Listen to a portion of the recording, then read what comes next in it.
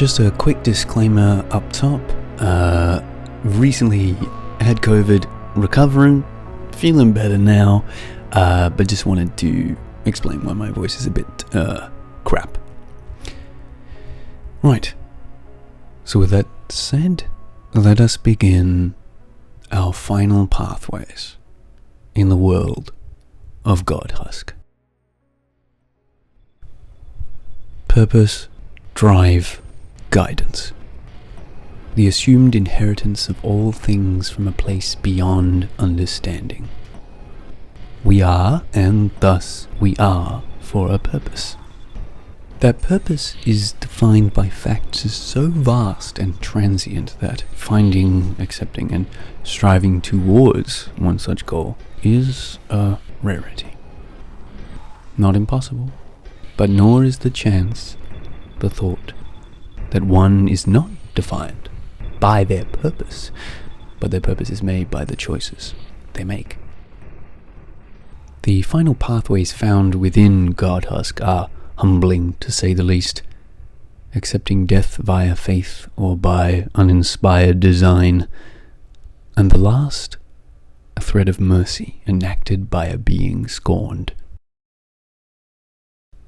Adorning the angel's vessel components we've discussed in previous videos, gathered from across the rusted world, gains the hand access to a pod within the Supreme Engineer's operation area. This place, where 7 pods stand at attention around an artificial god, has long since lost all of its power. Approaching one such pod, with all angel vessel parts equipped, will allow you to enter, bringing your journey to an end with the pathway Husk. An unceremonious end to a vessel's epic journey through dangerous pipes and infested outer zones. Unsure as to whether this even does anything, powers Obek replaces the missing angel, the innocent taken by the snakes.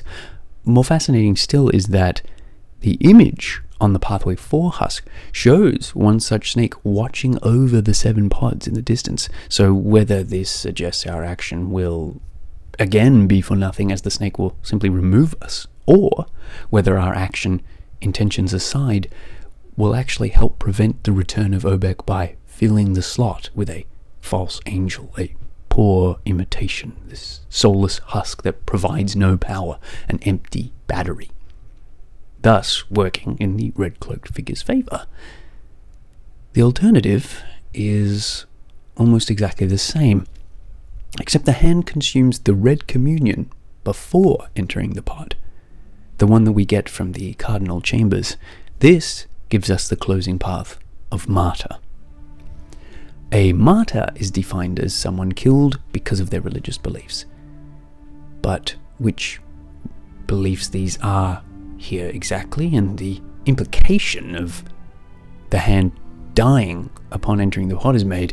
So is our drinking of the red communion referring to the religious belief we actually hold, instead of getting into the pod, that we're opposed to Obek? Or are we more aligned with Obek, as the red communion is required, as we found out in the ecdysis ending, to yourself achieve divinity?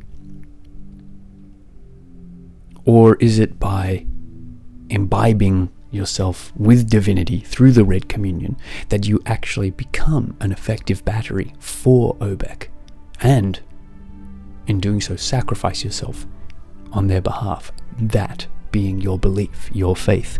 It's difficult to accurately say, but I think given the use of the red communion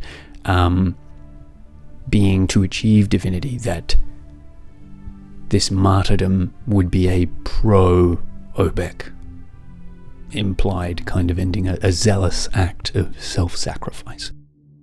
The final pathway, purity, is purity by other means. To be pure is to be flawless, untainted or marred by external forces or elements, a raw, untouched thing, innocence incarnate. The means by which purity is achieved, however, is by no means perfect. But before we achieve purity, I feel compelled to mention, this will be a bit of a side tangent, we'll come back to all things in the end, the Primordial Vessel, a device before all else, and a vessel not as you or I understand within GODHUSK, but a true vessel, a container, as they would have been before whatever cataclysmic events occurred in the old world. A old clay-like vase in the shape of what appears to be a bizarre light bulb, sprouting dry, tangled branches, bears within it a deep, cavernous hole. It's described as an archaic recipient, which means an old-fashioned thing that is to receive or be awarded something. Expectant. A relic of a long past time, most likely found or made during the time that we see in the MEM units. It is said a faint breathing can be heard from within, a haunting fact to note. So does some organic or living being actually exist in this vessel? Is this the original vessel, as in the transposition of a soul or consciousness? Is this the old world's prototype attempts of vessel technology and practices? What has become vessels in current day GODHUSK? Perhaps this is the progenitor of all that. The primordial vessel is most likely found within the gestation chamber, a fitting location. The hand must carry the vessel on its back to transport it, which drastically reduces the hand's mobility. This is truly an undertaking of great difficulty, as not only does carrying it slow you down, the vessel itself, the primordial vessel, is extremely fragile and can break easily, so combat and quick movements may ruin the vessel and that ending for you.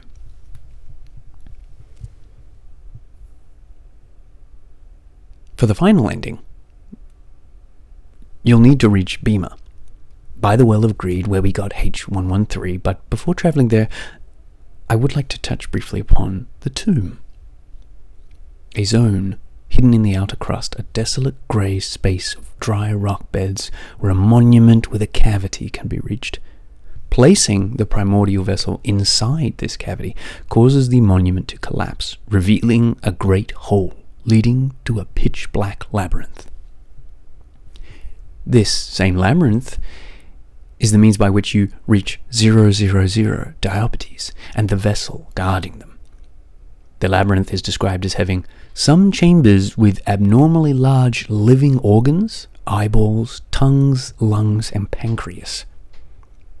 Now, the mention of these specific organs suggests that they are human organs, and we haven't seen any other growths or organ-like stuff in the book beyond Scythian life, which has been primarily fungal in nature.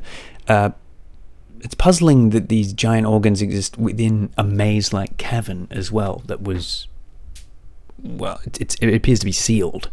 It makes me wonder if this was perhaps like some runoff from the gestation chamber. Things gone awry and trying to make new life, and so it was sealed away.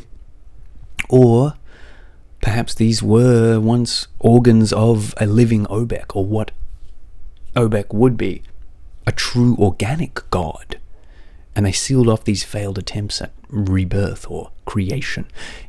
Maybe they found the angels, the angel creatures came to them, and then they thought, angels need a god. Could we create an organic god, our own divine, to represent humanity? Hard to say. Turning away from the tomb, if you decide to retain the ancient vessel, the hand ventures to Bhima, past the Well of Greed, and meets Ark.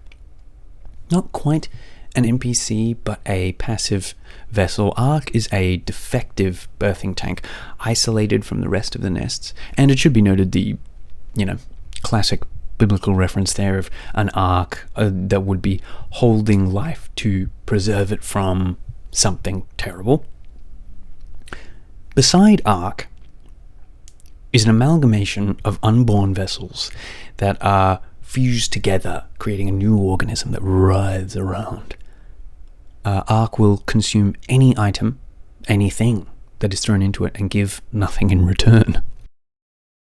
It is at this moment that the hand must risk, if in their possession, last-born Cassiel slumbering. Gained from the Red House, if fed to the Ark, will achieve the pathway purity. Now, the Primordial Vessel's importance here will be addressed shortly, but just for the moment. Birthing from the Ark, Cassiel is reborn, a horrid collection of parts, flesh, faces, wings, and teeth, a humanoid abomination with words to impart. How dare you taint the holiness of flesh? Curse the twisted that defile the gift of life. Mankind's illness has birthed a revolting fate. Now the illness is all that remains, for man is no more. Do not feel shame, vessel, for you are but a child of sin. Your impurity was inherited. As an act of mercy, I shall burn this rotten world. A reborn angel of potent power, implied by his words at least, says that he will burn this rotten world.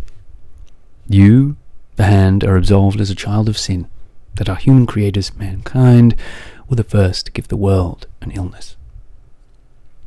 I'm curious if the angels in the beyond were taken, used, experimented on as a means to make life or alter it. I'm also curious, as it seems the use of the word illness, as Cassiel says, could both be metaphorical and literal.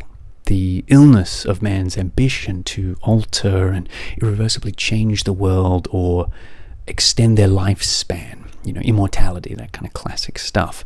But also an illness within mankind that may be the thing that prevented birth or natural organic birth at some point, as we speculated in the previous videos. Perhaps this illness did not affect the divine beings, so mankind sought to harness the divine as a sort of cure, or if mankind could ascend to the divine, they would survive. But instead, or through these processes, these ideas, they created vessels. Speaking of which, flashing back, should you have the three items, Lastborn Cassiel, the Red Communion, and Primordial Vessel, combine all three, you achieve the Red Egg, soul transposition, to cause two or more things to exchange places, and in GODHUSK, the process by which divine life can be made. This is also one of the few, if not only, as far as I can recall through the book, mentions of a soul, just a straight-up soul. The red egg, once formed, can be carried, and if delivered to M03, will hatch after a few cycles into something. Something we don't see, and something that only leaves shredded remains of M03. I'll be honest, anything that resembles a Behelit, or, Beret, whatever the berserk red egg, you know what I'm saying? Anything that looks like that is usually bad. I don't mess with that. But what on earth emerges from this egg? Whatever it is, it's divine, apparently, and destructive, or inexperienced, frightened. Perhaps it's the antithesis to Obek, the Satan to God. The significance of a red egg during Easter in Catholic faiths is that it represents the blood of Christ, sealed in his tomb, with the cracking on the egg representing his resurrection, the return. So perhaps this new divine being is in fact the ultimate divine being for this world. Jesus 2.0. Whichever you choose. Incidentally, should mention, the red egg is not an ending, that's just a side quest. That's wild. But, whichever you choose, the hand now has finally journeyed every pathway, a pilgrimage taken and completed. And so every ending is ended. Pretty wild, huh? Wow, it's it's been so cool looking through this book and researching stuff, reading your comments, ideas on GODHUSK, talking about it. Again, I just like thank everybody, and I really appreciate it. If you like the video, please, like, subscribe, and just share it with people. I think that's been really, really awesome. Super motivating. That's been super cool. And as we sort of come to a close with GODHUSK, not in its entirety, I definitely think I'll be revisiting it in certain ways, but in terms of the broadest overview of it in its paths and lore, I thought I'd announce some other ideas I've been brewing for the channel. One being doing some videos on the lore of a world of my own creation, which once I have a clear idea about, I'd love to pitch to you guys, and in that pitching actually create that world and that lore together, collaborate through ideas and brainstorming, speculation, see what you guys think, and maybe even practice or get a feel of what it would be like in a tabletop form. Sometimes I find world building is a lot easier when you're actually attempting to experiencing it, or just sort of organically making it on the fly as well. Anyways, that's just a thought. I'll have a sort of teaser thing for that eventually, see what you guys think. As for the rest of the year coming, 2025, whoa, we made it. Yep. I'll hopefully have some Vermis 2 Mist and Mirrors lore, more tabletop stuff.